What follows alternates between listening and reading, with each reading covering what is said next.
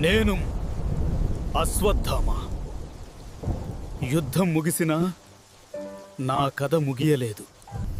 మహాగురువు ద్రోణాచార్యుని కుమారుడిని నేను. రాజసౌఖ్యాల్లో కాదు, కష్టాల్లో పెరిగాను. నా జన్మతోనే నుదుటిపై దివ్యమణి వెలిగింది. అది శక్తి, అది విధి. కురుక్షేత్రంలో నేను పోరాడింది కీర్తి కోసం కాదు, నా తండ్రి గౌరవం కోసం. మోసంతో నా తండ్రి పడిపోయిన క్షణం నా హృదయం అగ్నిగా మారింది. ఆ కోపంలో నేను వినాశనమయ్యాను. రాత్రి చీకటిలో ప్రతీకారం తీర్చుకున్నాను. అందుకే శ్రీకృష్ణుడు నన్ను శపించాడు. నా మణిని తొలగించి శాశ్వతంగా భూమిపై సంచరించమన్నాడు.